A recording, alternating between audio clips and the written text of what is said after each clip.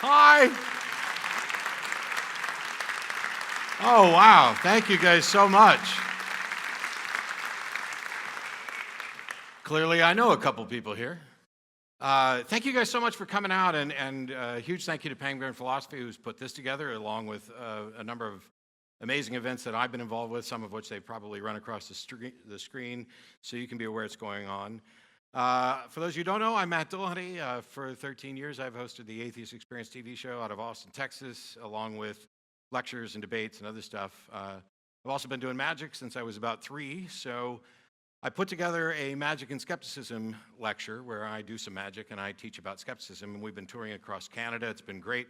We did Victoria, Vancouver, Winnipeg, Calgary, Ottawa, and tonight we're here, and I'm not doing magic or talking about skepticism, because something kind of exciting came up. About, I don't know, several months ago, I was at the Chan Center in Vancouver with Tracy Harris and Sarah Hayter, and we were doing a talk in one room, and I looked in the dressing room next to mine, and it just said Jordan Peterson. And I wasn't all that familiar, but people had already been, sending me information. Oh, you and Jordan Peterson should have a conversation. You should do this. And despite the fact that our dressing rooms were next to each other, we didn't get a chance to speak at all. And I did my event with Tracy and Sarah, and I went home. And then Travis called, and he goes, hey, when we do your magic and skepticism thing, would you like to maybe take the Toronto event, and instead of getting up and doing the standard performance, just sit down and have a conversation with Jordan? And I said, absolutely. And I'll tell you ahead of time, right? I'm not going to waste a lot of your time because I want to get to the thing that you're here for. We're basically going to sit up here and have a conversation. We met, I don't know, a couple hours ago at dinner for the first time. So this will be a getting to know you. There'll be some stuff we agree on, some stuff we disagree on, maybe, who knows?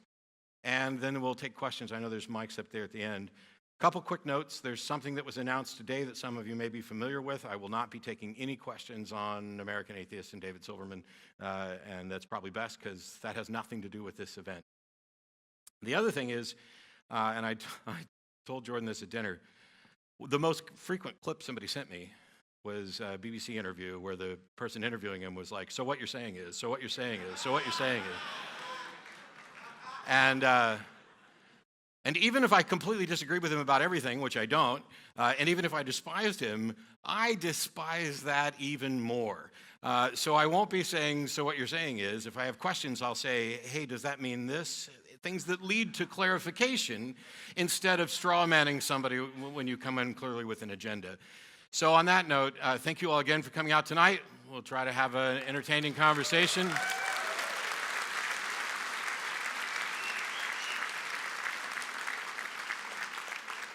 Without further ado, ladies and gentlemen, Dr. Jordan Peterson.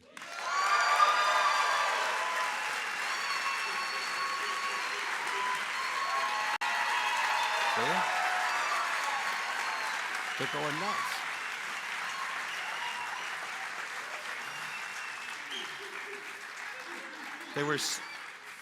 They were so loud I was almost knocked over into my chair. How are you? Ready to go. All right. Well, there were people who came and were like, oh, this was said, and this was said, and this was said, and we talked a little bit about dinner. I thought it would be nice if we started with something quick and easy and simple, like God. In particular, I don't believe there is one, and I have no idea what your thoughts are on it. You mean on the fact that you don't believe there is one? I mean just about the subject in general, but I'm happy to hear your thoughts on about what I don't think is, well, maybe.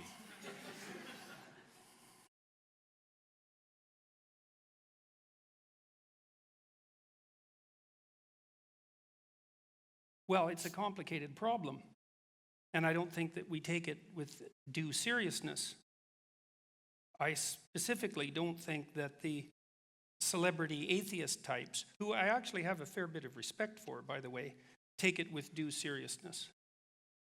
So I don't think that they take it with due seriousness from a biological perspective or a phenomenological perspective or a literary perspective or a metaphoric perspective. That'll do for starters. I've become convinced that the fundamental presuppositions of our very functional cultures, or Western cultures say, are nested immovably in a metaphorical substrate. And that when you enter that metaphorical substrate, you're in the domain of religious phenomenology. And I think that not only can you derive that conclusion as a consequence of deep philosophical thought and literary analysis, but that if you know enough about brain function, you'll also come to the same conclusion.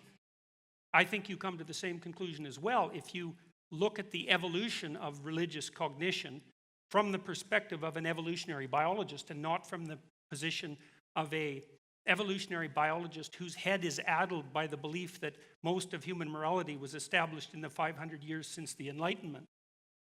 So that's a start, I guess. Except, and so you have to bear with me, Yep. because I'm from Texas. That's okay. I'm from Alberta, you know. It's bigger than Texas, just as bad. Yeah. So the curious thing for me is all of that applies, seemingly, if I'm understanding it, to religious thought, religious tradition, the value of religious identity to individuals. And I don't see that any of it relates to whether or not there is a God or whether or not there's sufficient reason to believe there's a God, which is my sticking point. I'm fully fine with the idea, we'll try and get through this without, like, raucous applause, but, you know, hey, at least I got one. Yeah, you don't never complain about raucous applause. Because that's the sticking point for me. I have no problem acknowledging that people derive value from their beliefs, whether or not they map to anything in reality, that they can be inspired and motivated, educated, and enlightened by poetry, prose, metaphor, allegory. But my concern is, having grown up a fundamentalist Southern Baptist, the people who I know and some of the people who are working to enact legislation on behalf of their beliefs are convinced that they have good reason to believe that there actually is a God, not just that it's useful to them. Well, it's not that easy to distinguish between what's useful and what's real. So I think that distinction can be made, but it's a lot more difficult than people generally think. And I also think that there's no doubt that there are different levels of sophistication of religious belief. You know, what I see happening in this sort of discussion, say frequently, you know, and again, like I said, I have a fair bit of respect for the atheist types because they spend a lot of time thinking, and that's generally a good thing. You know, I see most of their thinking, however, directed at the fundamentalist types, the fundamentalist Christian types, mostly of the American persuasion, who suffer from the somewhat understandable illusion that the biblical corpus has the same epistemological and ontological status as a scientific theory, when it clearly doesn't, right? I mean, if you're... Okay, now we're closer to the same page. Okay, Yeah. If you're a religious thinker, let's say, if you're a serious student of religious thought and a serious philosopher, one of the things you can't claim is that whatever story the Bible is telling is a scientific theory. And that's just self-evident. First of all, like, when was the first scientist? Descartes, Bacon, Newton? Maybe you could chase it back to the Greeks, but no farther than that. And so the idea that whatever the people who conjured up the Old Testament creation account were doing was something akin to scientific theorizing is a mistake that would only be made by people who don't know how to distinguish between different kinds of truth. And so the fundamentalists, like, I feel for the fundamentalists, you know, because what they're trying to do, to give them credit, is to maintain a corpus of stories in which an ethos is based. That would be the Western ethos, in this case of Christianity, because they believe that the ethos is of extreme value. And I also believe that the ethos is of extreme value and that it is nested in those stories.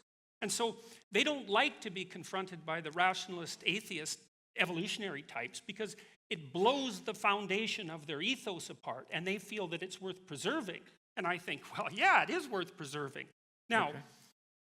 That doesn't mean that there aren't philosophical problems associated with the manner in which they construct their arguments. But Well, what but I'd like they're is to still find- worthy. But it doesn't address the issue. There's a deep issue here that we're not contending with. You know, here's an example. This is, maybe I'm wrong about this, but I don't think so. I just finished, well, I thought about it a lot, you know, and I do try to think about where I'm wrong, because I would like to figure out where I'm wrong, because then I wouldn't have to be wrong anymore, right? And being wrong is actually not a good thing. You fall into a pit if you're wrong. And this is what I point out in the lecture on skepticism, since you didn't get to see the show, is that being wrong feels exactly like being right. Nobody runs around going, oh, I'm wrong, but I'm going to keep believing this. We all assume that we are correct about a great many things. And it's not so much that being wrong is the thing we're afraid of. I think that being exposed as wrong is the thing we're afraid of.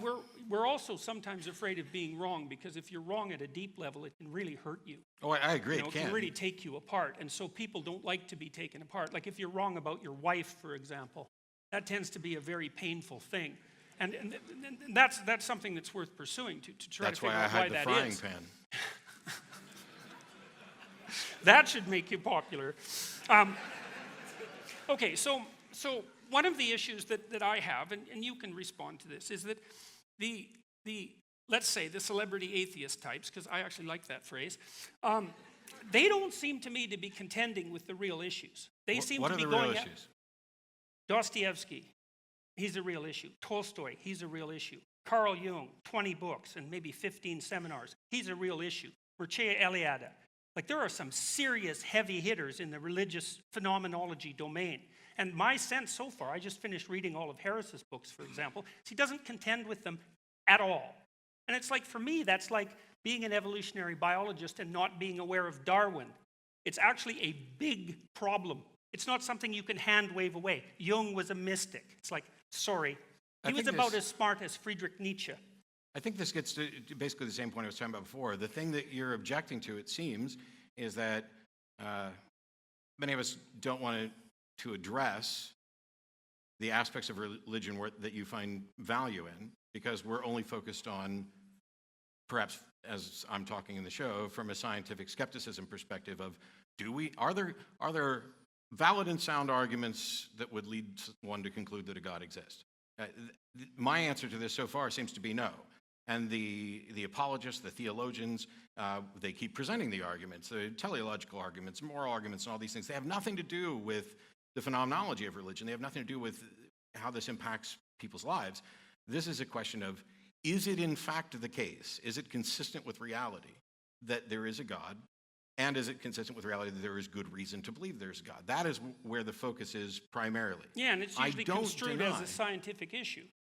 Well, it's not so. I would never construe it as a scientific issue, because science can't confirm the supernatural. I mean, we are blocked until somebody demonstrates a mechanism by which we can explore and confirm the existence of the supernatural, and then confirm that it actually can impact the natural world. We're stuck, which is why science relies on methodological naturalism. You seem to be able to do it with psychedelic drugs. You seem to be able to do what with psychedelic drugs? Well, everybody that takes them under reliable settings generally comes back and claims the presence of a mystical experience. Yeah, and that seems to be duplicatable and replicable across cultures in labs with multiple different substances, the chemical constituents of which are known very well. It's like it's part of this religious phenomenology. And to me, that's just a set of facts. And we know that people have been using those substances to evoke mystical and religious experiences for, who knows, 150,000 years maybe. Sure. We can at least infer that. And we have no idea whatsoever how much of an effect the use of those substances has had on the metaphysical substrate of our culture. Like, so what constitutes scientific data here is by no means clear. Here's an example of this, for example. So, well, before the example, yeah? As someone who's been high as a kite, I fully agree that people take drugs and report experiences that they describe as mystical or supernatural. Just like people report other experiences as if they were religious or ghosts or whatever. We have no way of confirming that this something mystical or supernatural actually happened. What this is about the language. Stops people from smoking. Well, you can stop smoking without any sort of supernatural intervention. No, not really. You can't stop smoking without supernatural? There aren't really any reliable chemical means for inducing smoking cessation. You can use a drug called bupropion. I think that's the one. It's whatever Wellbutrin is. Is that supernatural? No, you don't need a supernatural effect, but it doesn't work very well. But if you give people magic mushrooms, psilocybin, and they have a mystical experience, they have about an 85% chance of smoking cessation with one treatment. But that's kind of like evidence, you know. It's kind of like evidence. It's evidence that you can take mushrooms and increase your chance of quitting smoking. But no, it's not. It's indication that if you take mushrooms and you have a mystical experience, you'll stop smoking, because it doesn't work if you don't have if you take mushrooms and you have an experience that you describe as mystical, then you'll increase your chance of smoking. But that doesn't tell me whether or not there was something to this notion that they had an experience that was supernatural in any sense. Well, it's not definitive evidence. It's not evidence at all. Oh, sure it is. Oh, sure it is. No. How is it? Wait a second. Wait a second. That's wrong. Okay. It is evidence. So, because look, no, he's right. You want to speak, He's right. you want to think through this skeptically. Okay, you have a pharmacological substance, it's psilocybin. You give it to people who are trying to quit smoking. The psilocybin doesn't directly have an impact on the smoking behavior. It has to elicit what's described subjectively as a mystical experience. And you can get physiological indicators of that mystical experience. And you might say, well, that's not enough to prove that it's a mystical experience, but, you know, you're conscious and I accept that. It's like you accept all sorts of things without being able to demonstrate their validity on every possible objective, with every possible objective criteria. So don't get in too much of a hurry. It's a serious issue. If you give people psilocybin, for example, and they have a mystical experience, not only are they much more likely to quit smoking, which is really something, but they're also much less likely to suffer from death anxiety if they have cancer. Like, that's quite the thing. And not only that, if you test them a year later and they've had a mystical experience, which the majority of them regard as the most significant one, two, or three experiences of their life, including such things as getting married, their personalities are permanently altered in the direction of more openness to experience and more creativity by a standard deviation. Like, that's walloping effects. So we can't get too much in a hurry about dispensing with all that. Skepticism, as I repeatedly point out in the show, is not about cynicism. It's not about debunking. And I'm not saying that there is no supernatural and that there is no mystical experience. What I'm saying is, the thing that people subjectively describe as, I had an incredibly impactful mystical experience, whether it comes from taking a pharmaceutical, whether it comes from attending a revival church service or hearing a particular preacher, whether it comes from having a particularly impressive sexual experience, all of those things, that is the subjective description of that, which may be because of limitations in language, that they don't have any other. This is the language that infuses culture, so that we have to use that to describe it. But that doesn't in any way serve to confirm that there is any sort of supernatural realm or any sort of supernatural actor. Well, it depends on how you define supernatural. Like, look, I get your point. Okay. And I'm not claiming that the phenomena of psilocybin intoxication is direct proof for the existence of God. I'm not saying that. I am saying, although that'd be awesome. Well, people do report personal experiences of that sort of thing. So it's not completely out of the realm of the experience. But it's also because of the problem of the border between the subjective and the objective. It's difficult to probe deeply enough to come up with anything definitive. You know, and I understand that that's a problem. But the supernatural issue, that's a different issue. Like, people are capable of entering different experiential realms where things are qualitatively different to them. The perceptions are different, the thoughts are different, their response to the world is different. They feel that they've died an ego death and transcended their normal mode of perception. Like, maybe that's not part of the supernatural, but then you're starting to define the supernatural pretty narrowly. Like, no, do you require miracle, like here and now? Something that defies the laws of physics? Or what's your definition of the supernatural? So there is the natural world. Yeah. And then there are people who make claims that something is not part of the natural world, that it has some external supernatural origin. Those are the claims that I don't see how we can make any sort of epistemologically sound confirmation of. I'm fine with accepting that people have these experiences. I've been, I was, for many, many years, a fundamentalist Southern Baptist, and I remember standing in church and feeling what I would have described at the time as the Holy Ghost, sweeping through me. Now, many years later, I look back at that and I say, why did I describe this particular experience this way? It's a unique experience. It's of the same quality as something you might experience from a drug, or I've experienced similar things from music and drugs and sex, but they're not all exactly the same. And this is kind of the caveat that the believers, for any one of them, would use is, oh, the thing you're talking about, when you had awesome sex or you were on drugs, that's not the same as what I felt the Holy Spirit. I felt all of them. The reason I would have said at the time that I had been filled with the Holy Spirit is because everybody around me was saying that too. It's not like I have any sort of any way to demonstrate a causal connection between a Holy Spirit and my experience. It was, I had an experience, and I, like everyone else around me, attributed it to the Holy Spirit. What was the experience like? Elation, euphoria. I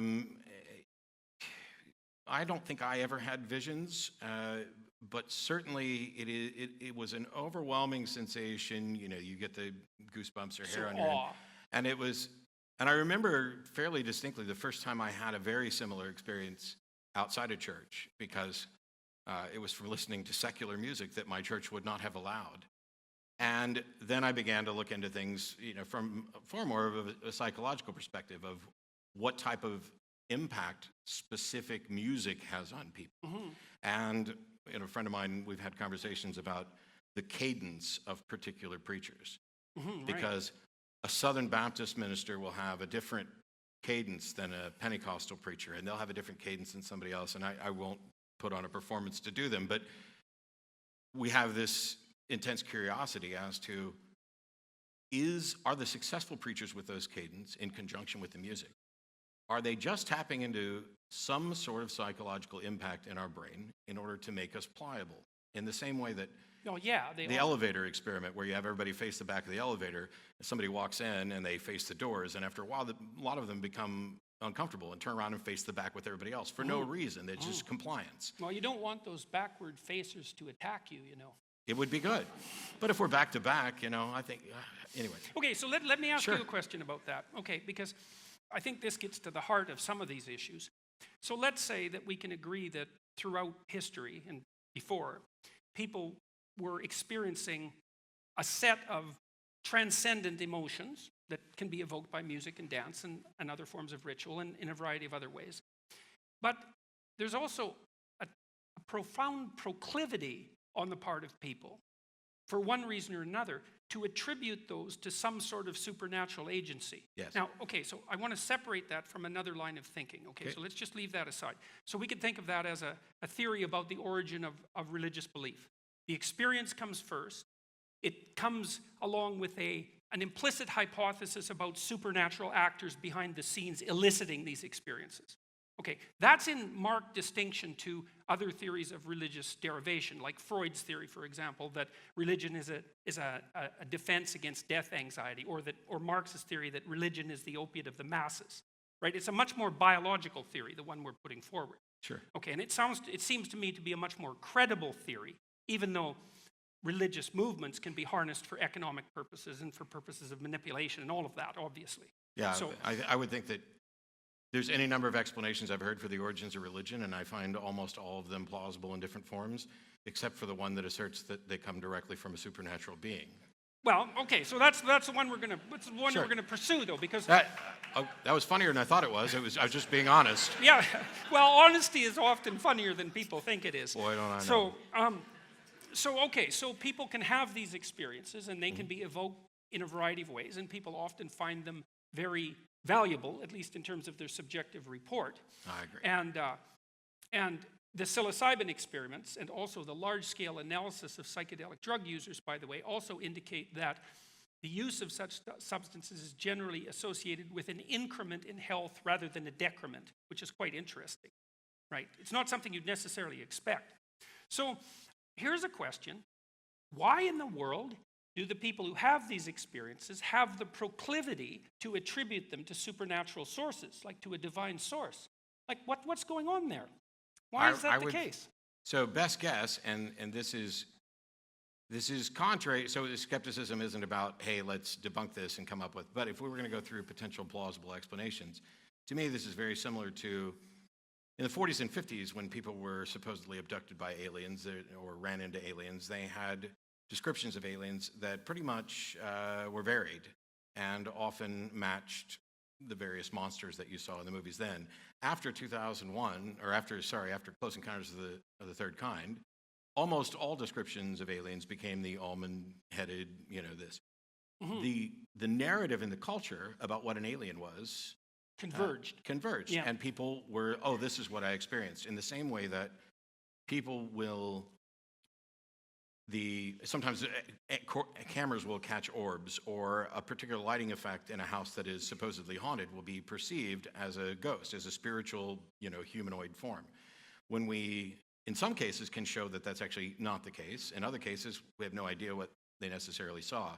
But because what people understand about spirits and souls and ghosts is in like the zeitgeist of how we think, it enters the consciousness as a plausible explanation, even if ultimately there's no such thing as ghosts. But that explains why they converge, but it doesn't explain why the initial impetus is the attribution of the experiences to something supernatural, like to something. Oh. See, fair enough. I'm sure that I'm not convinced that necessarily the natural instinct is to apply it to something supernatural. I think it may be more the case that not only are we pattern recognition machines, but we're the descendants of people who, how you see faces and everything. Yeah, that's a good hypothesis. That's And so you see faces, or you anticipate that there's something in the bush out to get you, and when you go and actually investigate and you find there's nothing in the bush out to get you, rather than assuming that you might have been mistaken, maybe it's a spirit. Yeah, the social psychologists call that the hyperactive agency detector. And the fact that we can be, before we had a good understanding, we still don't have a good understanding of death and the mind and stuff. But if I'm standing here talking to you and I drop over dead, there's a clear, undeniable difference in me sitting here as an animated being and me laying there as no longer there. And so it seems a natural inference that something that about me has left. That doesn't mean that there's actually something about me, like a soul or whatever, that's left. We don't tend to think the same thing when the radio stops working or the television stops working. It's not like the man in the TV has left. It's just off. But it seems that those sorts of natural... I don't know if you want to use that analogy, because it suggests that whatever's in the TV is coming from an external source. And you're definitely not making that argument with regards to the soul. Well, the TV station isn't in my living room, so there's at least some external source sending it to right, there. but that's exactly my point. Yeah, that's all I was going for. You can make a case that consciousness isn't exactly in your head either, even though it's localized there. So why would I think consciousness is anywhere other than my head? Well, how do you account for consciousness?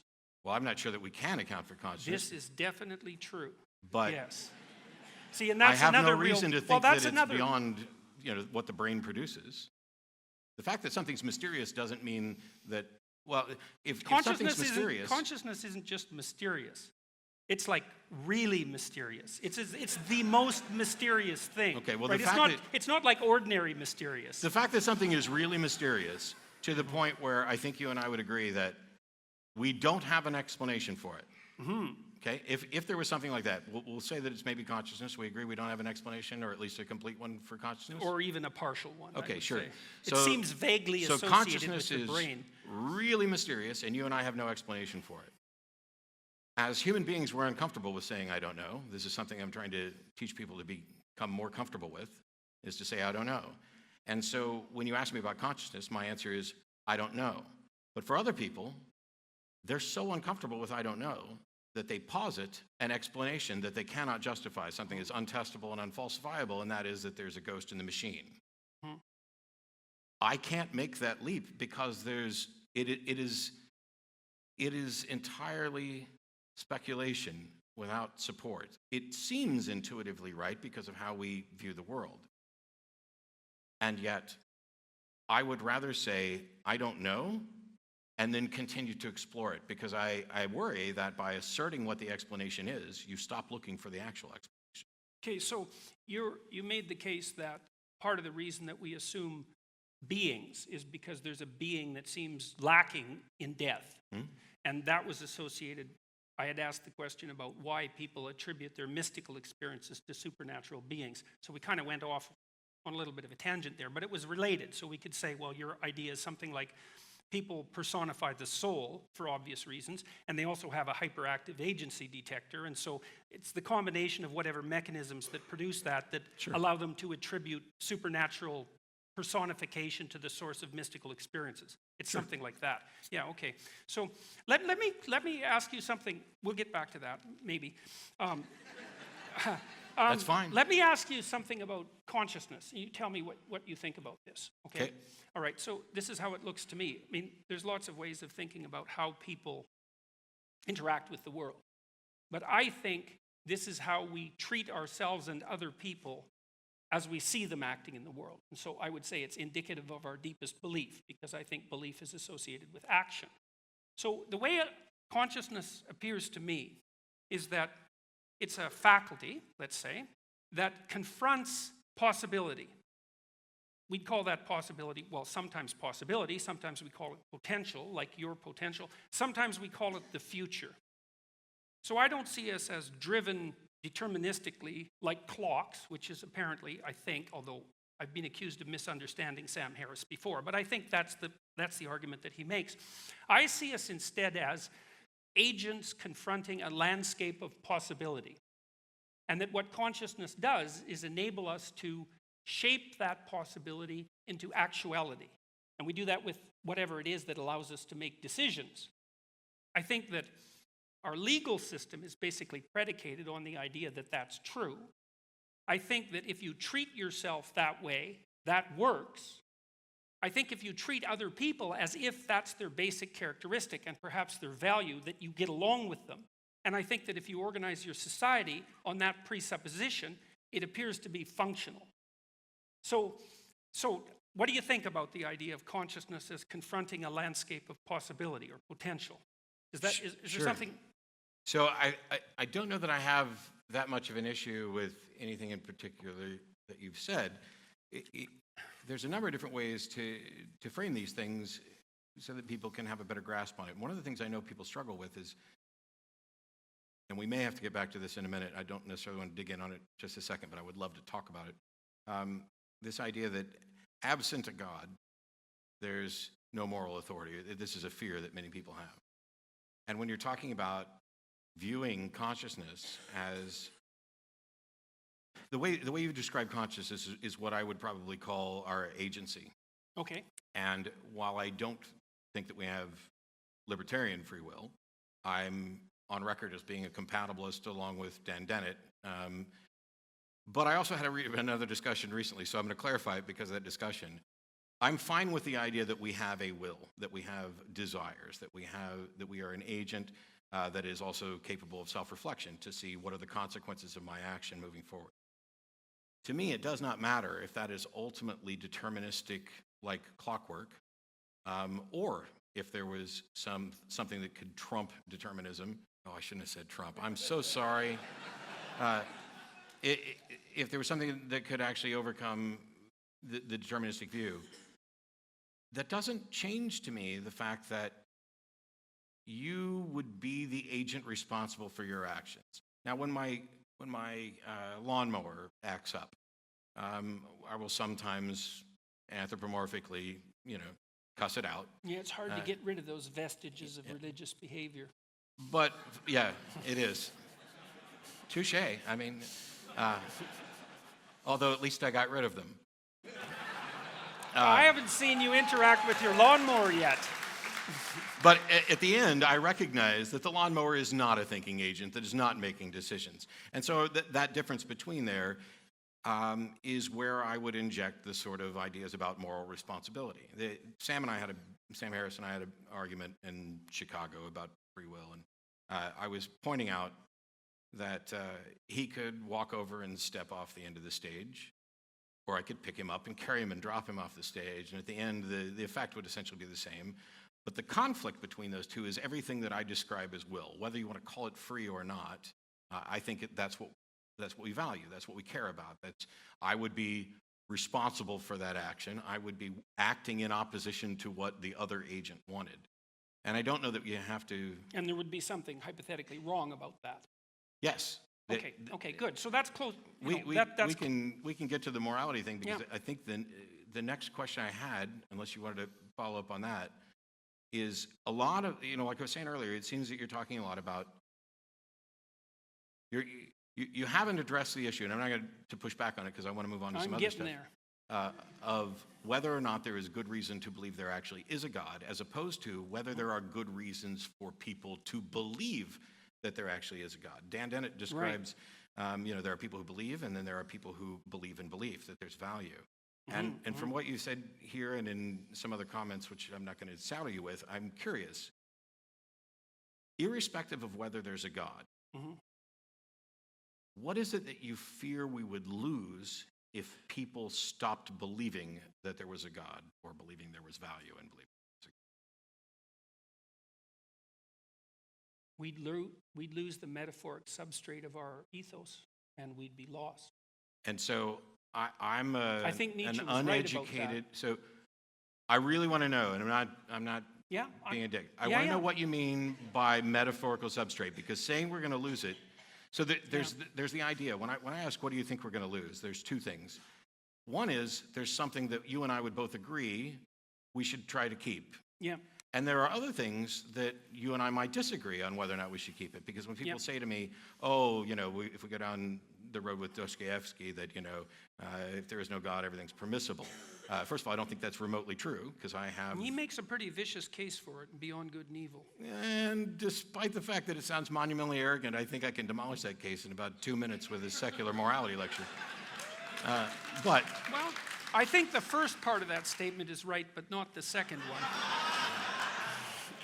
And we could find out. But the thing is, there would be two categories of things that you and others might be fearful we would lose, some of which I might agree we should definitely not lose these things. Yeah. Others I might be absolutely fine with losing. Like that it's wrong to throw Sam Harris off a stage. Yeah. I don't plan on doing that, but well, we both did agreed cross that my mind at one point. We both agreed that was probably wrong. Yes. So that's good. Probably. Yeah. See, I'm a situational ethicist, and so there might be situations. If the stage were on fire, throwing Sam off would be the best thing I could do for him. So what do you think?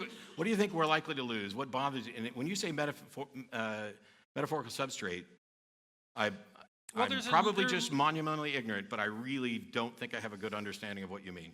Well, there's levels of thought. I mean, every thought structure, let's say, every belief structure is multi-leveled, like a piece of music.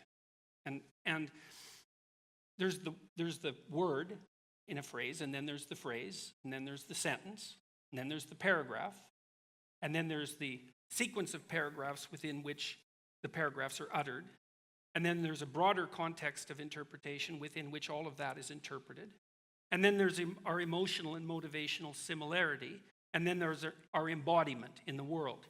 And all of those things are operative at all times when we're understanding one another. And as you move outside the realm of the linguistic, like the paragraph level, let's say, into the realm of the emotional and motivational and embodied, you also move into the metaphorical.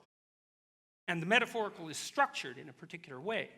And this is quite well documented, by the way. I mean, if you look at how the hemispheres interact, so the left hemisphere, broadly speaking, and I'm not oversimplifying this except that we don't have much time, is linguistic.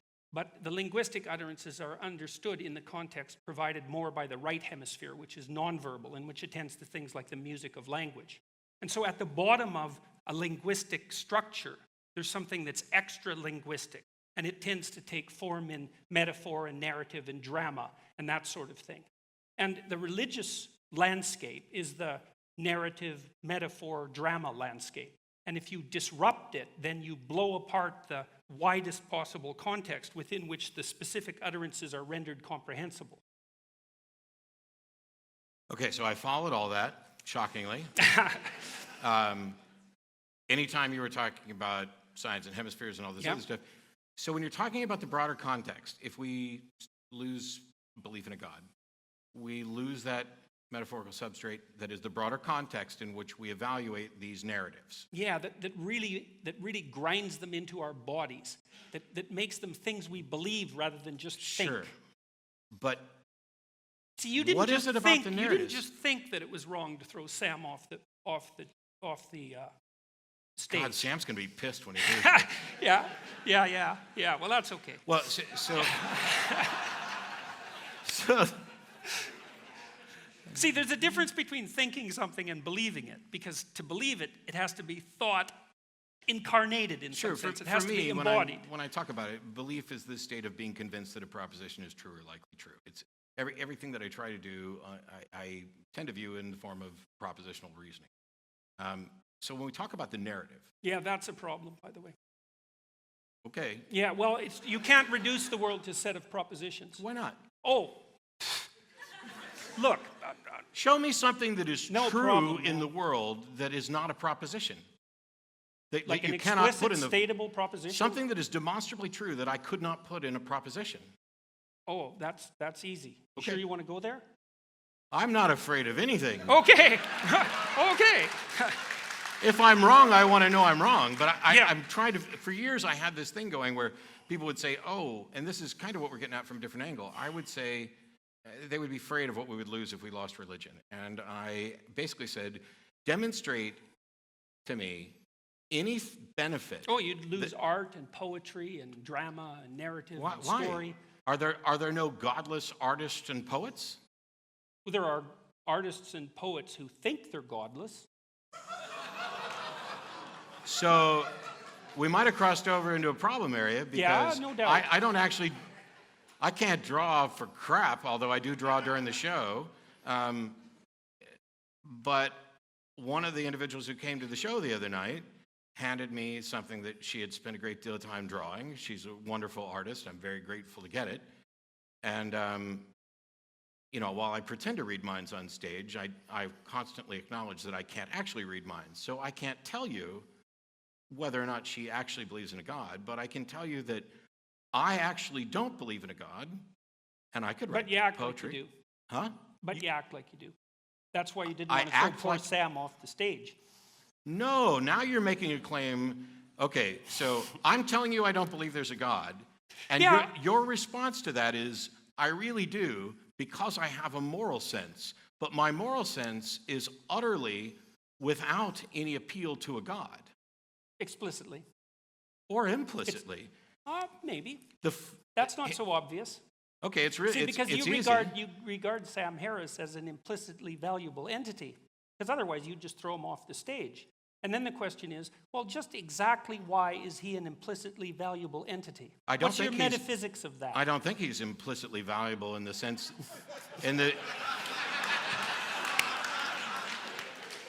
I don't think he's implicitly valuable in the sense that the universe has implied that there's something explicit about it. For me, morality is far simpler than some people. No, wait, you make it sounded out to be. doubtful about that. You know that, like Maybe you've been you're the sounding- mind reader. you've been- well, maybe. Because you've already suggested that despite me sitting here and having talked about this for decades, that I don't believe in God, that I actually do because I have a moral code. But my moral code, which I've Well, I was talked more about, specific. I said it was because you didn't want to throw Sam off the stage. It yes, wasn't but just you that didn't. you had a You didn't moral code. You didn't even attempt to ask me why I didn't throw Sam off the stage. Instead, you went to why do you think Sam has implicit value? Because it Okay, seems so, that in okay, your I'm- narrative, I'm willing to that's go the there. only justification. Well, maybe you were afraid of being punished. I think no. Oh, I think okay. you can have a perfectly acceptable foundation for secular morality, even if it fundamentally centers around selfishness. I'd rather not be thrown off the stage. It's in my best interest to encourage that sort of understanding in others, and therefore I will not throw him off the stage. I would rather not have my stuff stolen, and it's in my best interest to encourage others not to do that, so I will not steal stuff, and I will work with others to ensure that the people who steal stuff are punished. It is in a virtually pragmatic moral system. Why do you think it's not in your best interest to have stuff stolen from you or to be thrown off the stage? Why is it not in my best interest? Yeah. No, you don't get to think, oh, that's self-evident. It's like nothing's self-evident to the skeptic. Let's keep that in mind. Oh. Well, so Because if we're going to get skeptical here, we might as well go all the way to the bottom. So for Sam and I, the foundations, and we're not the only ones, but I tend to reference Sam just because if I say this, then somebody will say, well, that's exactly what Sam Harris says, except that, I was given this lecture before he wrote his book. But his book is better than my lecture, so read his book. When I talk about this, I'm talking about well-being is the language that Sam uses. Oh, I don't, Sad. I don't care whether or not somebody else considers that morality. I would think at a minimum, would you and I agree that... That whole well-being thing, man, as a basis for a metaphysics, that's just a non-starter. We're not basing metaphysics on it. Sam is. No, he's not. Yes, he is, because he's out to maximize well-being. You can take it up with Sam. Well, okay, sorry. Do you think I'm wrong about that claim? That's what I understood. I don't think Sam's saying anything metaphysical about it. I think so. Here's the thing: we are physical beings. Well, it's his fundamental claim, so it's sort of at the basis of his ethic. And so he says, well, we should work to maximize people's well-being, or at least to. Well, he does a bit more than that, because he says we should minimize their suffering. He's not maximize, minimize in this sense of simple consequentialism. Let me do this. Okay. We're physical beings in a physical universe, and the laws that dictate how things work in the universe, they are the ultimate arbiters of what is or isn't in our best interest, whether we know it or not. So, for example, so far as I can tell... Then why do you need free will? I don't think Why do you believe in will. it, then? Why do you attribute agency to things if the laws of the universe can get to that one point? Well, yeah, but there was a contradiction that was confusing me. Free will isn't relevant to this. It is if the laws of the universe are what are dictating what's good for us. No, because if you chop off my head, that is clearly not good for me. And it doesn't matter whether it was an act of free will or if it was my lawnmower. It's clearly not good for you because you think you're valuable and worth preserving. Yes. Okay, that's the issue. Why do you think you're valuable and worth preserving? Because I am the descendants of people who thought they were valuable and worth preserving, and the ones who didn't think that have killed themselves. But this is not a statement about... This is not a statement about intrinsic value. I don't know. Yes, I think it is. Okay, but I think it is. Okay.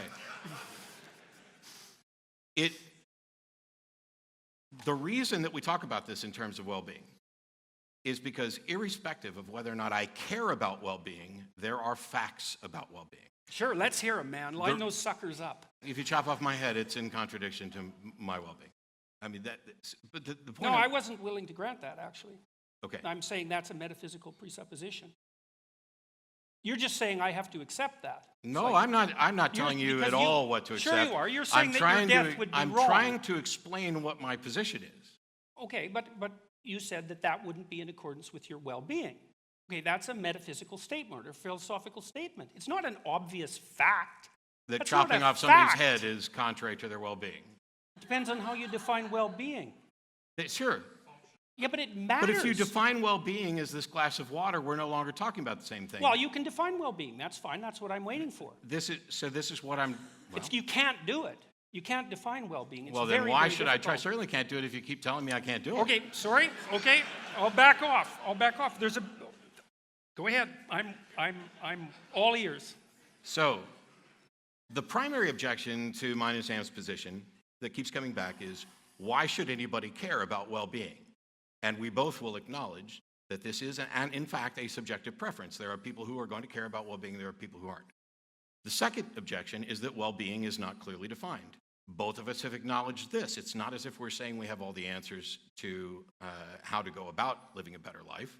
We're just saying that however we're going to define well-being, which is, I say you can start with a couple of foundations. You could start with death is preferable to life, but you don't get very far that way. And stop suffering. Well, no, I'm saying you could start with death is preferable to life, but you don't get very far that way because those you do. You stop suffering. You just die. Yes.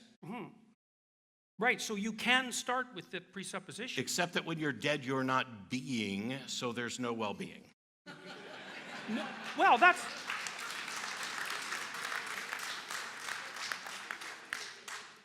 That's not necessarily the case. If we're looking for the best things about our life, you can't say death is better.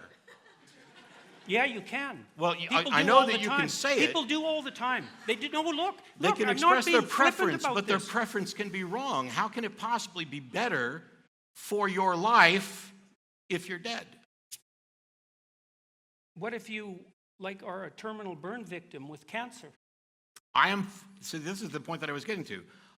I am perfectly fine with the idea that for certain instances, there may be occasions that death is preferable to an individual over life. But when we're speaking in broader terms, if we're talking about let's create the best society we can, let's create the best quality of life we can for people, death is not that across the board. That doesn't mean that there aren't individual exceptions. So the foundations that I started with, you could start with death is better than life, but blah, blah, blah. If you start with life is generally preferable to death, health is generally preferable to sickness, happiness is generally preferable to sadness. None of these are absolute locked in stone rules. From those things... Okay, so if you start with them. Yes, if you So start... you're not skeptical about those claims? Wow. Well, I'm asking. You know, I I'm came asking. out and said that I wasn't going to be trying to straw man you left and right. And now every time I say something, you're like, oh, so you're not skeptical about that. Well, I'm trying to I haven't gotten No, to sorry, I'm not trying to attack you. I'm trying to understand where your argument begins. Well, it seems odd that you would come out with, so you're not skeptical about that. Well, that's a While question. I'm on my skepticism tour, while I'm in mid-sentence to describe that these are the general foundations that you start with. Okay, that's what I was asking. Those are, okay, so, but what you're saying, if you're saying, correct me if I'm wrong. I'm not trying to be difficult. You're saying that those are your starting positions. Those are the things that you accept. I'm saying they can be. Faith. No. Oh, you have a rationale for them. Yes. Let's hear it. You already have. Life is generally preferable to death because we're talking about our life, and death is generally not in the interest of the living. It can be an exception. This is the point that I was getting to. So you could start with those foundations. You could start with any three that you found. You could pick three arbitrary foundations. And the one aspect that makes a secular moral system distinct from religious pronouncements and divine command theory and those sorts of things is that the secular moral system has as its goal the object of getting better at getting better, which means if you find out that one of your foundations is wrong or in conflict with something else, you can now change that. You could start with death as preferable to life, and then when you find out that it's not working that well, you change that foundation. I think that these foundations, based on the evidence of how people tend to live their lives and what they care about, are a good set of three. There could be better ones that somebody come up with. I'm open to revision on any of these at any time. But to say that I'm not skeptical about them is exactly the opposite of what I am. Because skepticism is about, I'm not going to accept something as true without good reason. And it's about being open to revision should there be evidence. If you and I agree that we care about a good life isn't very well defined. And we may have different ideas about what good life is. But if we could actually just sit here and take notes, I think that we'd come across maybe a handful of things that we would agree would make for a good life. If we take those and compare them to the foundations of a secular moral system like what I'm describing, we can determine non-subjectively whether or not the list we've come up with are consistently approachable from that foundation. And we can do that for religious morality as well. The analogy that I've used in the past is, for example, a game of chess. There's nothing about the universe that requires that we care about chess or care about the rules of chess. The rules of chess are arbitrary. Somebody made them up. We changed them. We added on Passant. We added castling. We added things like that. We have the rules of chess. We don't always know what the best move is. But if the goal of the game is to win, or at a minimum, not lose, then we can analyze the moves with respect to the consequences and with respect to the goal of winning and determine which moves are better and which moves are worse. That is what a secular moral system does because it allows revision, whereas religious systems don't allow for revision. There's not a Bible 3.0. There's not a Quran 2.0. There's no new revelation from God to say, hey, I said all this stuff about slavery, now I'm opposed to it. Or, hey, I was really down on homosexuals, but now I'm okay with it. Hey, when I said that here's what caused diseases, or that you were unclean and shouldn't enter the temple, all those things are actually wrong. The germ theory of disease is right. And none of that's come out. Well, there is kind of a Bible 2.0. That was the New Testament, right? Well, so that is the update for for the Christians, Yeah. except that it's worse than the first one. Well, that's not exactly the point. The point is there was an update. So, Well, okay, so in the update, it's not like Jesus came along and said, hey, in Exodus 21, where I was saying you could have slaves and beat them, we got that wrong, or you got that wrong. That correction's never given. That thing about, in Leviticus where we point out that women are worth 2/3 of that of a man, we got that wrong. None of that is corrected. In fact, the reason I say it got worse, although I didn't know we were going to go down the biblical route tonight, is that if you look at Jewish tradition, when you're dead, you sleep with your fathers. There's no real clear notion of an afterlife. And then with the introduction of the New Testament, what you get is infinite torture and punishment for finite crimes, which is immoral. all right, so I don't want to go down that rabbit Sure. hole at the moment, although I'd be perfectly happy to do it, if we Next time. if we get there. Well, Because they want us to go to questions here in a minute. Oh, okay. So I want to address the rule system that you're putting together. Okay? Okay, so I was talking to a friend of mine who's an AI engineer. He's a very smart guy, and we've been talking about the foundations of cognition. Mhm. And you know that artificial intelligence systems don't run on rules. Right. Well, some of them do. Well, And certainly they run on an operating system that is full of rules. that's actually That's the- actually not relevant in this case. But that's the physical Because they could foundation. operate on all sorts of different operating systems. Well, But okay, so but just hang there's on a, a second. there's a foundation. The foundation I'm pointing to is the physical facts of the universe, and that would be roughly consistent with the hardware and the operating system that they're running on. But I'm sorry, I Okay, well, interrupted. no, Continue. I mean, that's a reasonable objection too. But look, one of the things that happened and I think this is one of the problems with the we can generate a rational system of rules that can govern our behavior approach, is that since the 1980s, people have been trying to build rule-based expert systems that can do relatively simple things. Relatively simple. They're not that simple. Like basic medical diagnosis. They don't work. Rule-based systems don't work. You can't get them to operate intelligently, which is why machine learning came about to begin with. Because whatever machine learning is doing and allowing for predictions, it doesn't seem easily decomposable to a set of listable rules and a map of their interactions. The world doesn't seem to work that way. And I would say, back to the metaphysical substrate argument, you laid forward a set of propositions, and the reason I was perhaps inappropriately torturing you about them is because there's a metaphysic under them. There's something that's driving you to put those forward as reasonable. You say, well, they're self-evidently reasonable. See, my question is... I didn't actually say it, but okay. Well, it's something like that, because you said, well, reasonable people could agree on these three or something similar. It seems to me that what you're saying is that there is a set of finite axioms that reasonable people could conceivably agree on, from which you could generate a rule-based moral system. Have I got that wrong? I thought that's what you said. It's curious because I didn't say that, but it's very close to something that I have said in the past, which is, for any given situation, there's a finite set of actions that a person could take.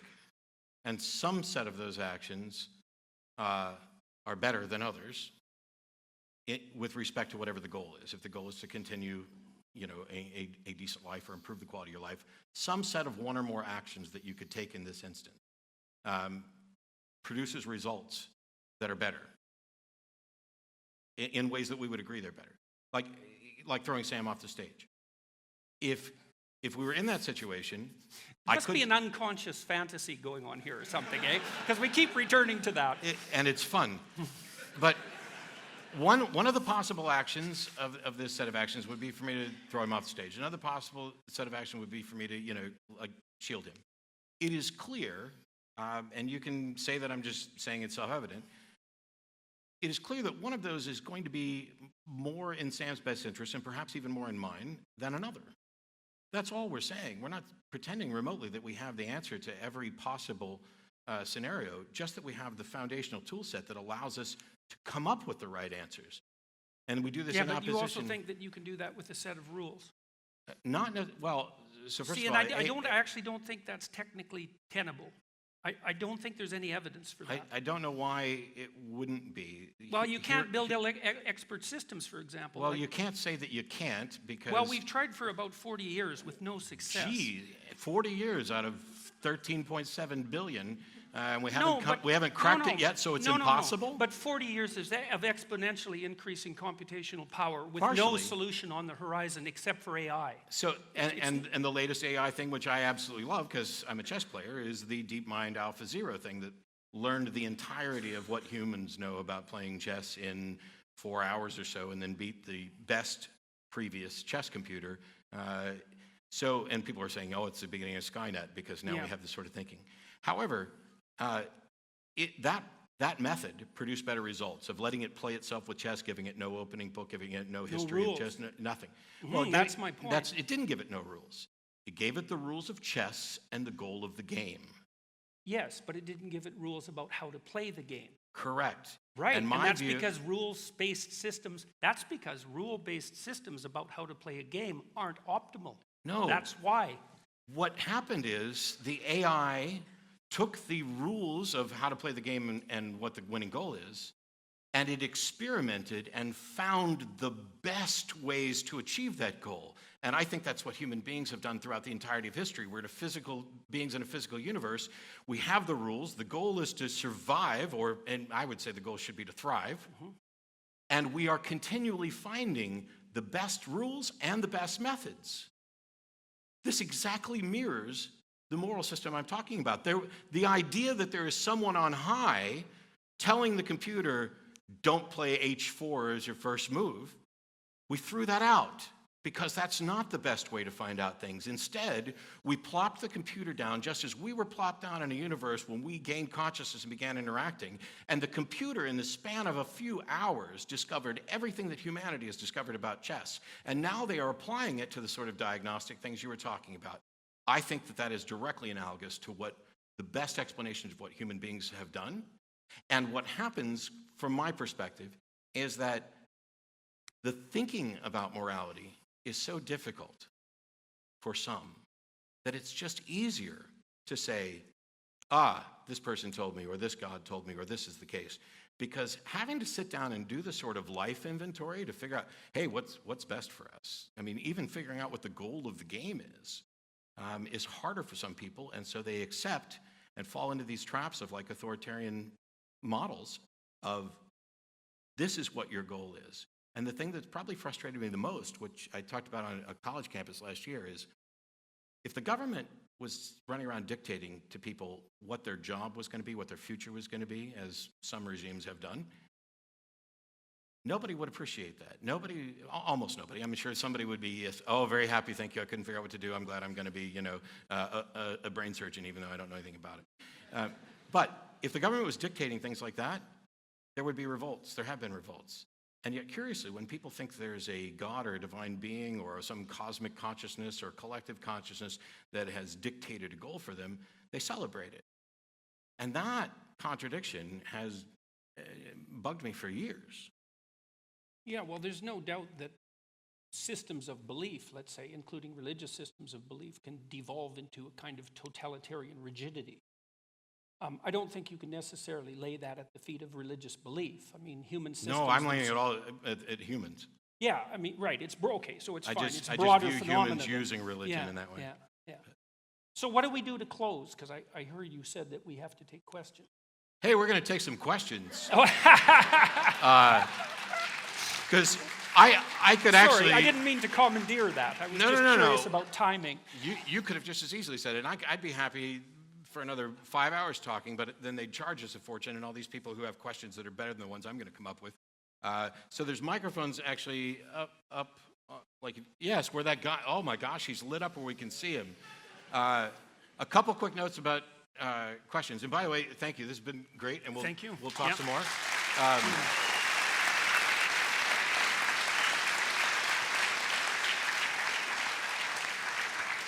This is where I get to have a bit of fun. Couple notes about questions. For those of you who know, I do a live TV show where I can hang up on people, and if you think I can't hang up on you here, you are much mistaken. But I don't. I hope to never have to do that, and almost everybody's gone along. Questions end in a question mark, and the kind of questions we're looking for don't start with a dissertation or life story. So you can say your name if you'd like to. If you don't, that's fine, and then say who your question's for or both. And I will make a promise that I make every time and break, but I will try not to break it tonight, which is I will do my best to give shorter answers so that we can get to everybody who's asking questions. But they lit you up first, sir. Thank you, and the floor is yours for a moment. All right, thank you. I guess this question's mostly for Jordan Peterson. Just to hopefully enlighten a bit more what you mean by God, do you think that if all humanity were to cease to exist, does God still exist?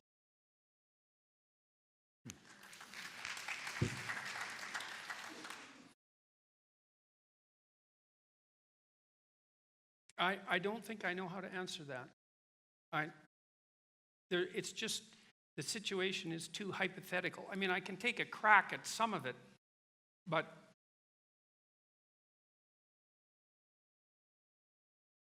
so human beings are characterized by consciousness and by self-consciousness, and the latter in particular seems to be something relatively unique.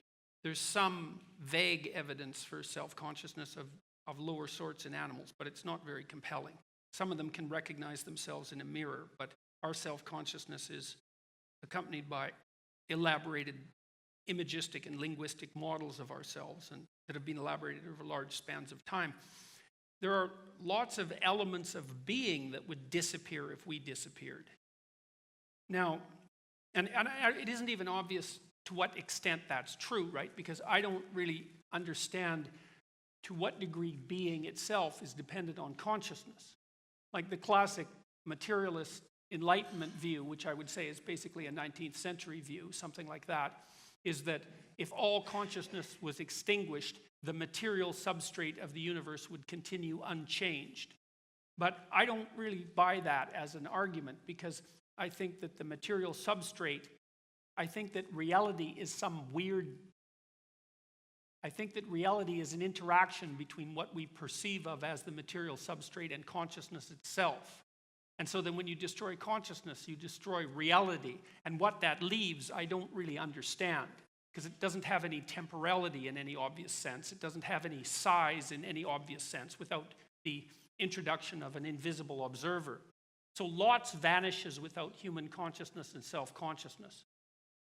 I don't know how to answer the question, does God vanish? Because that brings us back into the same problem that I was talking about earlier, is that it's not exactly easy to understand what people are talking about when they say God. You know, because when you ask the question, would God disappear?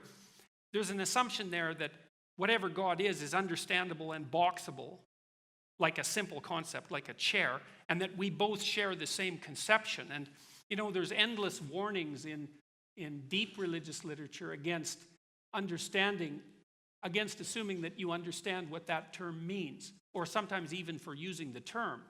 So that's the best I'm going to be able to do with that question. Thank you.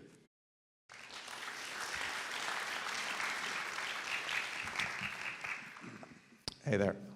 So my question is about something that Matt said, but I'd actually like to get Dr. Peterson to address it first, if that's okay. So Matt, you said that some people are not willing to put in the work of developing sort of their own moral system, and they like turn to religion to free them from the burden of that thought. But doesn't it make sense on some level to view religion as like an archival system that holds truth? Like if we abandon that, are we not then just in a place where everyone is forced to invent their own morality for themselves throughout their life, and then like a baby born has to try to achieve that again? Like that No. seems like, from an operative level, just an impossible system to set up that would ever get you anywhere. So I'm just wondering how you would resolve that conflict. That was Nietzsche's critique, essentially. Well, I'm not trying to set up the system. I think the system is already set up. So my goal is not to rid the world of religion. That's just a fortunate side effect from my goals. My goal is to have the best understanding of reality that I can, and for other people to do so as well. Now, when I talk about religion, there are things within religious histories, within religious teachings that are passed down, which are true and good and useful. And there's no reason to think that any of those things would go away if we stopped believing in a God, because they are true and good and useful whether there is a God or not. If the thing that we're worried about is, and I've asked people before, and I apologize if anybody's bothered by this, but there are people who are like, oh, if you don't believe in a God, what keeps you from running around raping and killing people? And I was like, so if you became convinced today that your belief in God was unfounded and you were forced by reason to give it up, would you run around and start doing that? And there are people who will say yes, and I hopefully, optimistically don't believe them, but we know that there are people who do that. But the truth about what is good and useful is true whether a particular religion survives or not. And we don't lose that because children aren't born with an understanding of morality. They learn that. They are educated by their parents. They are taught. They explore the world. Everybody does, in fact, go through the effort of creating and understanding their own morality. It's just that we adopt things from figures around us who show evidence that they are smarter and understand this better as a shorthand. We ride on the shoulders of giants. The curious question is, and I ask this for people ostensibly who are Christian, who believe in both a God and a devil, is how did you decide that God was the good one and the devil was the evil one? Because the model is that, well, God wrote his moral code on your heart, and that's how you tell. But if that's the case, then whether or not, if the devil had written his moral code on your heart, you would be saying he was the good one. The truth is, you are using your internal, personal, subjective assessments to determine that God is the good one, or this religion is the right one, or the First Baptist Church got it right, or the Second Baptist Church got it right, or this is the preacher we should hire. This is what we do. And I don't see much value in worrying about, oh, is it all going to go away, when it's clear it doesn't, because secular individuals are no more immoral or criminal-minded than anybody else. In fact, there may be some cases to show that we're less. But in this society, they are no more criminally minded. Like, we have a religious foundation, right? Like, I wouldn't go around, like, raping and pillaging if I abandoned God, but there were societies that did when they didn't have that structure. So how do you resolve that? I'm not saying that religious authorities haven't been useful. It's just that what I hear from some people is that we should keep this because of that particular usefulness, because they fear what will happen otherwise, because what they've seen in the past. And I don't buy that, because that boils down to saying, I may not need religion, but you people do. And that is far too arrogant for me to ever adopt as a position.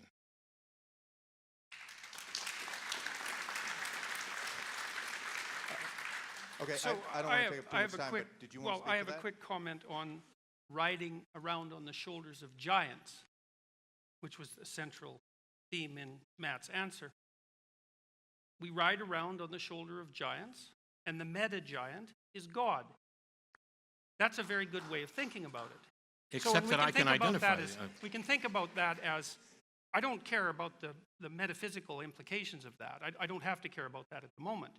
But if you look at the evolution of the idea of God, for example, and I think this is particularly true with the evolution of the idea of Christ, is that we do ride around on the shoulders of giants, and the figure of Christ, psychologically speaking, is the giant among giants. It's a meta-giant, and it's a ritual model for emulation.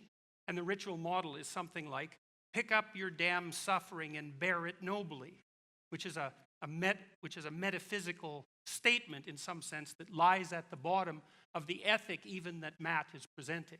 And so it is deeply embedded in a religious substructure. And that's the metaphorical substructure that I was talking about that necessarily underlies these self-evident axiomatic rules, which are not by any means, as you point out, self-evident in the least.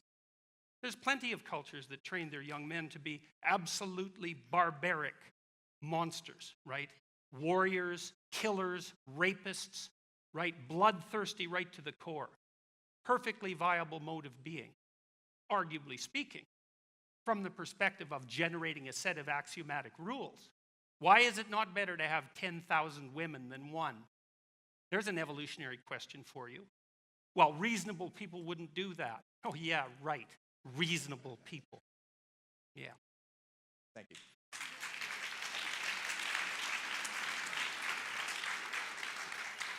So if it's not clear, I can point to the giants. I can't point to the mega giant. It's because it's an abstraction. Sure, but when you hold Christ up as a particular figure, the only information that I have about Jesus comes from the Bible. And rather than going through all of it again, because there's lots of people with questions, if you go to ironchariots.org, you will find a verse-by-verse deconstruction of the Sermon on the Mount where I point out that Jesus gave some good advice and some crappy advice and some questionable advice, and that's not enough. And there's not a secular humanist organization or country on the planet that has ever produced as a good thing, an intentional good thing, rapists and murderers. So, Well, that's highly debatable. That's highly debatable. actually, one it's of the things absolutely true because there's never been a secular humanist government on the planet. I don't know. I think the Soviets were pretty secular No, humanists. Then, I know with all due apologies, you do not know the first thing about what secular humanism is. You should read the Secular Humanist Manifestos, because what happened in Russia and communist countries was an institution of a religious-like structure centered around an individual and forced atheism, none of which is consistent with humanism. None of it. And we can talk about this later, and I'll be happy to point you to this, because you can say that it was an atheist thing that went awry, but you can't call it secular humanism. It's just not there. There's no humanism in what was done there. But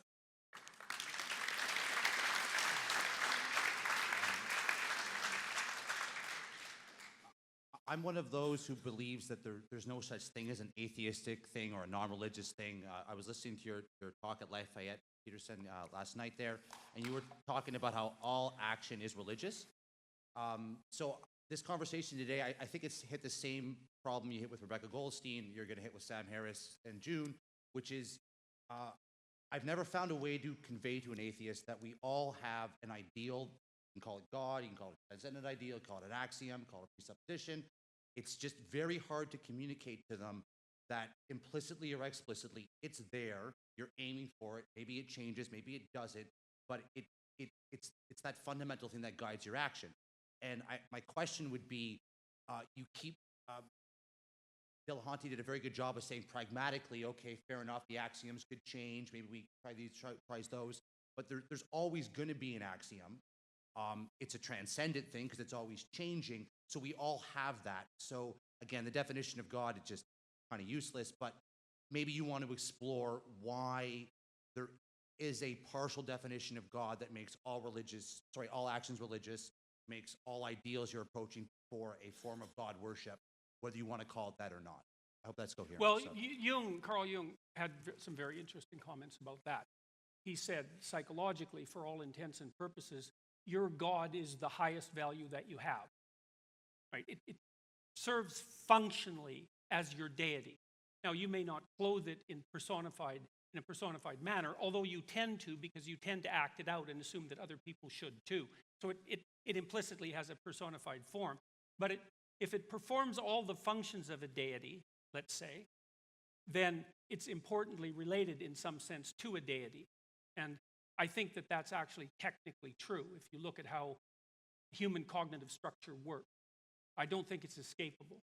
Does that make sense to you, Phil, or does that I don't feel I've ever. no, see, when you said you have difficulty explaining this to atheists, I don't know what atheists you've been talking with, but I'm right on board, and I functionally understand and can agree with this. So secular humanism can easily be viewed as a religion. The U.S. Supreme Court has defined it in the sense of pursuit for ultimate answers to ultimate questions or things like that. But if you want to say that my God is truth or goodness or whatever thing, I'm fine with that in a poetic, even metaphorical sense. The problem is when you talk about if what you believe in fulfills all the roles of a deity, I think you're sidelining what a lot of the roles of a deity have played throughout the entirety of human history. Because they're advocating, many of them, not all, most, I would say, are advocating for an actual thinking agent, supernatural, that is the creator and or sustainer of the universe. And nothing about my pursuit of truth or goodness or secular humanism fills that particular role. So already we are cherry-picking the aspects of God, traditionally, and saying, Matt has these particular aspects that I also attribute to God, and I agree. I just don't have the other ones, and those are the ones that I want justification for. Okay, thank you. Yes, sir.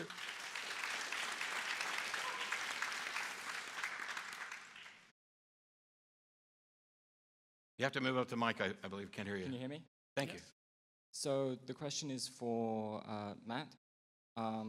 So why is the language of secular humanism, these values that you just espoused, or talked about, why is that better than religious language? And then for Professor Peterson, why would religious language be better than those values? Yeah, and I don't want to be overly pedantic about, I don't know that the language is necessarily better. The ideals of secular humanism have the goal of getting better. The foundation, if you read, and there's various versions of the Secular Humanist Manifesto, and I have disagreements with all of them, and but the nice thing is that there are revisions. Okay, this is one of the biggest benefits of a model, is how do you convince somebody that Christianity is right? Well, there's coercion, conversion, conquest. How do you Example. Sorry? Example. Okay. That's an important one. Okay. I'll have to think on that some more, because a lot of the things that people do that they think are exemplary or examples of Christianity, I don't think that they're in any way not necessarily tied to Christianity. Like, it's not, there's nothing a Christian could do that is good that I couldn't also do. And so the example thing doesn't work. But with secular humanism, it is through debate, discussion, data, and convincing people. It's not like we're running around saying, we're going to conquer and install this here. We're not going to make a proclamation that we have the one true right answer. The position that secular humanism takes is, as far as we can tell, we get one life. If there's more, hey, bonus, show us, we'll be convinced. It seems that we are, as human beings, as agents, stuck here trying to figure out the best way to live this life.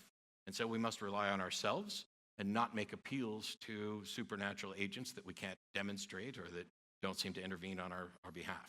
And if they exist, they're free to come in and step up and tell us where we're doing it wrong. But for now, we're just going to try to do the best we can with what we have to make the world a better place. That's the foundation of secular humanism, not any proclamation that we've got it right.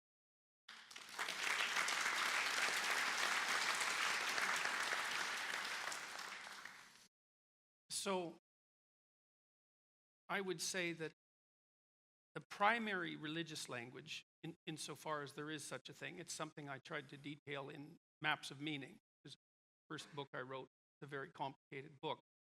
But religious propositions are, in some sense, abstracted generalizations about what being consists of and how to act in it. It's not the same thing as a set of hypotheses about material reality. And it's partly because in the religious domain, the moral imperative is primary, whereas in the empirical domain, the factual domain is primary, or the sensory domain is primary, something like that. So the question from the religious perspective is something like, how should we best construe the world if we wish to determine how to act properly within it? And the way that language is developed, it's developed as a consequence of an evolutionary process, both biological and cultural. And it's culminated in a set of stories, essentially, that have characters. The characters basically represent something like the permanently unknowable. And so that's the mystery that surrounds us all. And that would be associated, say, with the potential of the future and the potential in you. The part of being that's transcendent, right, that constantly escapes from your theorizing. That's the unknown. It's like unexplored territory for animals. And it's a permanent part of being. So there's unexplored territory, the unknown, and there's explored territory, culture, the known, and that's this room, and that's the cultural mores that unite us well enough so that we can all sit here and be peaceful while we're discussing difficult things. So that's the landscape, the religious landscape. That's yin and yang. That's chaos and order. Interestingly enough, it looks like it's to that landscape that our brain has adapted, because the right hemisphere looks like it's roughly responsible for processing chaos and the unknown, and the left hemisphere roughly responsible for processing the known and the familiar. And that's on good evidence. If you don't want to take my word for it, you can read Ian McGilchrist's book, The Master and His Emissary, which is quite masterful treatment of the neuropsychological literature. And so that's the religious domain, yin and yang, chaos and order. And it places human beings at the center of that. And the idea is that we're always confronted by what we understand and have to adapt to that, even in its tyrannical manifestation. And we're always faced with the permanent reality of the permanently incomprehensible that can burst into our life at any moment and disrupt it. That's reality. And then the religious question is, if that's reality, how do you orient yourself in relationship to those two permanent domains? And the answer to that is something like, pursue the instinct of meaning. Because it looks like meaning is the instinctive response, neuropsychologically grounded in the orienting reflex, I would say, which is a very primordial reflex to the unknown. Meaning is the response that orients us in that world. And so when we're engaged in a meaningful enterprise, it's a signal from the deepest elements of our biological being that we have the balance between what we know and makes us secure and what we don't know and have yet to explore properly sync. And that makes us secure, but not totalitarian, and engaged, but not terrified. And by staying on that midpoint of balance, that's Tao, by the way, that's the way from the Taoist perspective. By staying on that midpoint, we do what's best for us, what's best for our families, what's best for our community, and God only knows beyond that. We do all of that simultaneously, and we can tell that we're doing that. It speaks to us when we're doing that. And that's the deepest of religious instincts. And it's that capability to orient on that border between chaos and order that's exemplified in great mythological heroes like St. George, who goes out to slay the dragon, or Christ, who welcomes death, who embraces mortality and vulnerability and strives forward nonetheless. And there's nothing outside of the religious language that communicates that kind of grandeur. There's nothing that you can use to communicate to people who are in the direst of straits what's most important about life in the manner that will help set them straight and put their soul at peace. So that's the advantage of the religious language.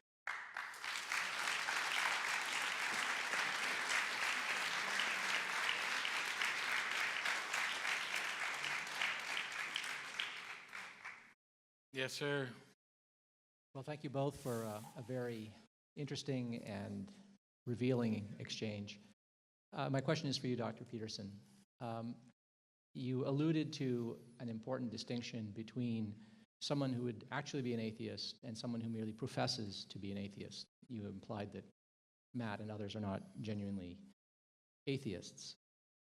I'm curious why you think that. Is it just because we have sacred values, that everyone has sacred values? What, in your view, would a genuine atheist be like? He'd be like Raskolnikov in Crime and Punishment. And I can't really come up with a better answer than that, because it's such a complicated question that that's the right answer. You know, I love that book. It's an amazing book, and it's a great thriller, by the way. If there are some of you, perhaps many of you, who haven't read it, you really should read it, because it might be the greatest novel ever written. I think you can make a case for that. It's unbelievably exciting once you get into it. And Raskolnikov, he plots the perfect murder. It's so interesting, because Dostoevsky, the last thing Dostoevsky ever did was make a straw man out of his opponents, let's say. What Dostoevsky did in all of his great novels was make his enemies, let's say, or make each of the positions that he was trying to contend with as powerful and admirable as he possibly could. And since he was an absolutely spectacular genius, he could really do that. And so Raskolnikov plots a murder, and he murders this horrible woman, who's horrible according to everyone who knows her, who also has enslaved her rather mentally feeble niece, and who does nothing but make people miserable consciously all the time. And he does that in order to save his sister from a rather sophisticated form of prostitution, to save himself from starvation so that he can become a great lawyer and help people. Right? So Dostoevsky sets up the stage. Here is the perfect situation for a murder, and all of the rational choices point in that direction. And Raskolnikov, who's also sort of torturing himself, or sort of tortured because he's sort of hungry and not very well, not thinking very clearly, he undertakes the murder, and he gets away with it. And before he does it, he berates himself in what I would describe as the negative atheistic style.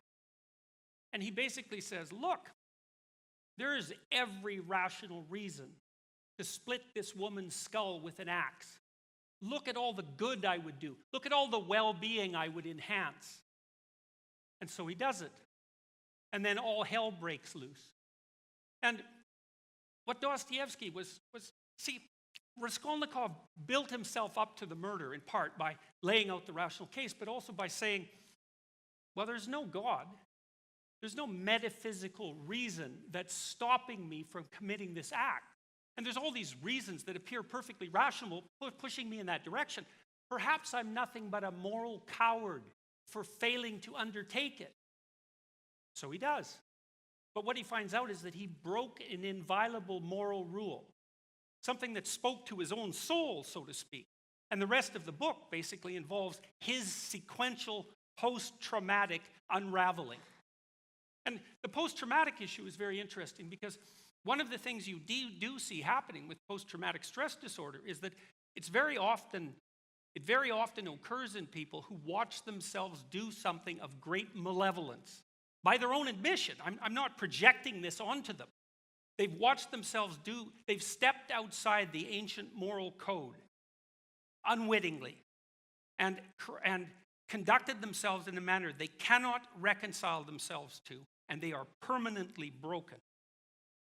So there are works like that, Crime and Punishment, first and foremost, I would say, that do a lovely job of elucidating in narrative form how these self-evident moral presuppositions are necessarily nested inside this broader narrative metaphorical substrate, and that you use your rationality divorced from that metaphorical substrate at your peril. And I believe that to be the case. I think that's an accurate psychological summation. Thank you. I'm curious if Matt has any thoughts on the matter.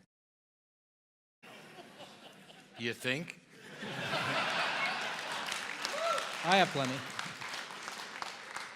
So it's rather surprising, and I promise you I don't mean this to be insulting, because I definitely place you considerably higher than most of the apologists that I've engaged with. But there's a common theme from the apologists, and that is, you're not really an atheist because. Now, in Dr. Peterson's case, you're not really an atheist because, in my mind, an atheist is someone who would be a murderer. And so I'm just, rather than saddle you with that, you just think you're an atheist, but really you're not. From other apologists, it's, you think you're an atheist, but you're not, because God's written his moral code on your heart. This is essentially, as far as I can tell, what was expressed in some way, that there's a moral foundation, a moral center that God has imbued people with, and that we all know this, or we all recognize it, or you're not really an atheist, or this is what an atheist would do. An atheist is somebody who doesn't believe there's a God. I am not convinced there's a God. That doesn't necessarily mean I'm convinced there are no gods, although that is a subset of, hey, I don't believe there's a God, and then there's a subset that is, I believe there are no gods. This is, as I've talked about previously, independent of whether or not I can be a moral being or do good things, is independent from whether or not there's awe and wonder or purpose and meaning in my life. In much the same way that, previously they wanted to kind of say, oh, this is a secular humanist, regime that was just awful. Well, it wasn't secular humanism. There were atheist fans who wrote me that were like, oh man, I can't wait till you do this conversation with Jordan. And I was like, cool. And still, I hope that we have many more conversations as well. because just saying one thing that I find irritating is never going to be enough to get rid of me. But I asked them, great, I'm not that familiar with him. What is it about him that you like, and what are the concerns? And they came back with a bunch of things. None of them said anything about agreeing with views on religion. They seemed very confused on those things. And so the good news for them is that while he thinks atheists would be murderers, he doesn't actually think you're an atheist. And that is his way of getting around acknowledging things that conflict with his worldview. I don't get to decide who is or isn't a true Christian. I didn't even get to decide that when I was a believer. I definitely don't get to do it now. So if somebody tells me they're a Christian, I'm going to have to accept that. I have a model in my head of what that means.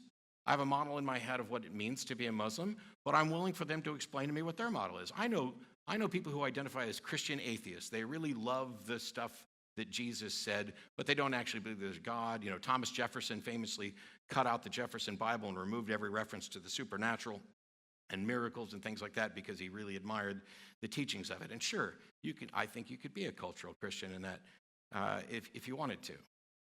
It's strange to me that I'm not sitting here with somebody like Ray Comfort when I'm told you're not really an atheist because you're too good to be an atheist. And this is what atheists hear all the time when they come out. They've been sidelined because of religious privilege around the world for years. And then atheists come out to their family members or friends or people they've known for years, and they're like, you're an atheist? How can that be? You're such a good person. I've known you all this time. It's because the mindset of what people have about what an atheist is has been poisoned by religious proclamations. We have been denigrated from the pulpit, and it has seeped into every aspect of culture, right up to the height of intellectual pursuits. And it's time for that to end.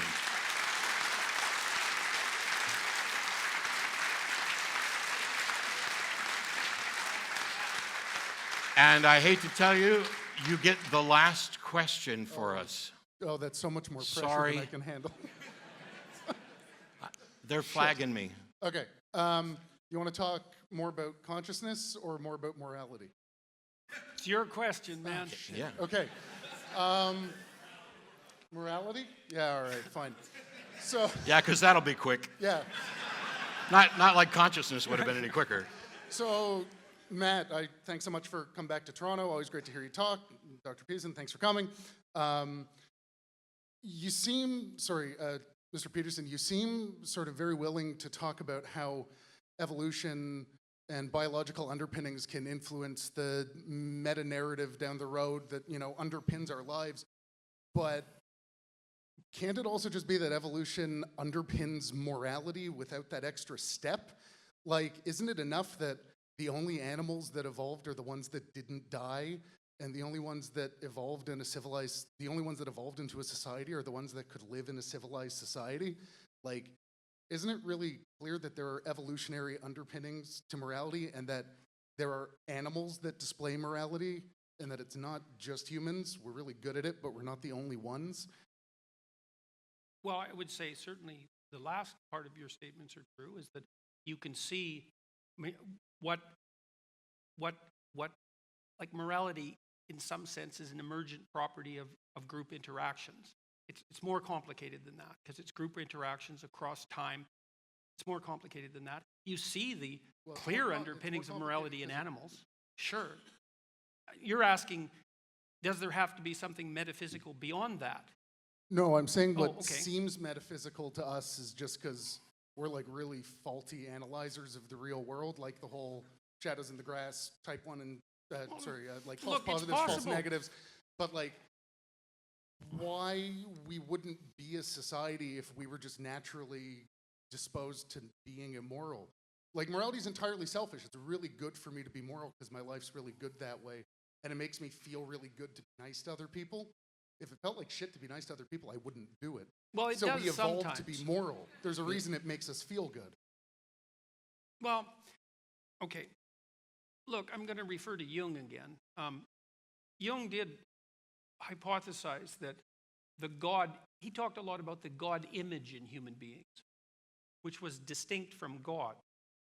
And you could say, let's go back to the psychedelic issue.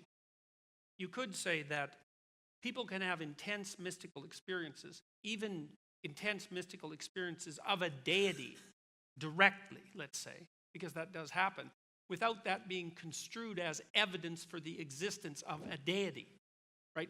The religious instinct could be built so deep into us that we can't get outside it, even if it's just a materialistic instinct. Well, That some is of a us can get possibility. outside it. Like I'm outside of it. and sorry. Let him finish because we're out of time. Oh, well, and I wanna- and I don't really know how to distinguish between those things. I'm not even sure that you can distinguish between them. Now, do I have anything else to say about that in closing? No, I guess I don't. I mean, I tried to lay out these views, the answer to your question, in detail in my first book. It's about 600 pages long. And it's really, really, really, really hard. But it does address what you're asking. And I don't think there's a real simpler way of doing it. I didn't find one. I only have a couple things to add before we close this out. First of all, I have no idea how long my first book's going to be, but it won't be 600 pages. Not that there's anything wrong with that. Also, I don't think I have anything specific to tag on to your question, because I get the impression that we're likely on this similar pages, because I think that the moral, cultural aspects of this are something that happen naturally. We observe in other primates senses of fairness.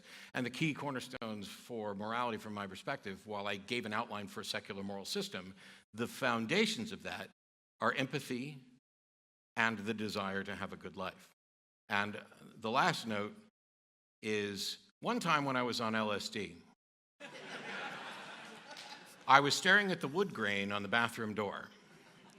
I don't know why I was in the bathroom, but I was there.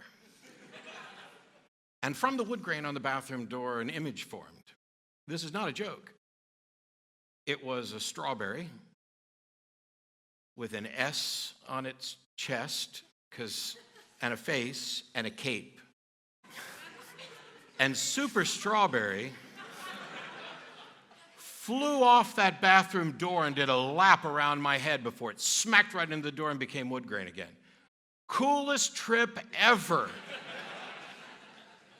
And despite that, I don't think it points to the reality of Super Strawberry or his abilities.